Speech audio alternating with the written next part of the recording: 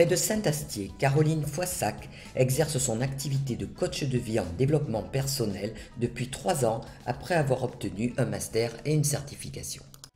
Ma première mission, entre guillemets, c'est de détecter l'objectif de la personne, donc de détecter ses besoins.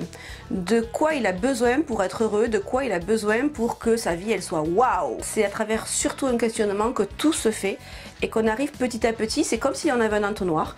On a beaucoup de, en tout cas pas mal d'axes à améliorer au départ et petit à petit on arrive à l'axe principal ou à ce qu'il faut en tout cas regarder de plus près pour que le client ressorte avec le smile, soit heureux et ait fait quelque chose qui ait du sens pour lui, qui soit en alignement avec ses valeurs et qu'il soit heureux. Il n'est pas question, jamais question de changer mon client. Il est simplement question que moi, je m'adapte à lui avec de l'empathie, que je connaisse ses valeurs et ses besoins, que je les garde au centre de la problématique pour les aider et en fonction de eux, et simplement eux, ils vont arriver à trouver leur solution à travers un questionnement précis. Des jeunes en demande à condition que cela vienne d'eux.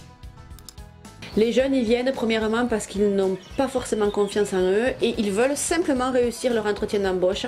Ils sentent qu'ils ne sont pas à l'aise, qu'il leur manque des outils, qu'il leur manque des éléments pour pouvoir être remarqués et pour pouvoir être performants.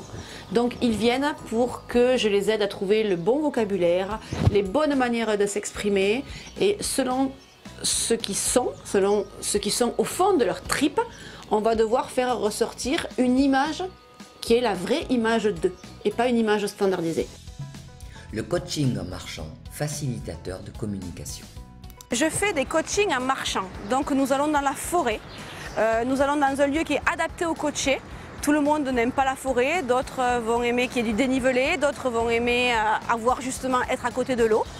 Et cette particularité, c'est que quand on est dans la nature, elle ne ment pas. C'est propice déjà à la communication et c'est propice au fait de pouvoir se livrer l'un à l'autre. Un outil d'accompagnement en entreprise, l'intelligence collective. J'interviens aussi auprès des entrepreneurs. Donc là, je vais directement dans les entreprises. Auparavant, il y a souvent un coaching nécessaire pour le chef d'entreprise qui a essentiellement des problèmes de relation avec ses équipes, des problèmes d'incompréhension. Donc on travaille beaucoup sur la communication. Et ensuite, je vais voir un à un les salariés ou en groupe. Nous faisons des ateliers de cohésion, de communication. On choisit le thème avec l'entrepreneur, le thème qui est adapté là où il pense qu'il pêche sur ce domaine.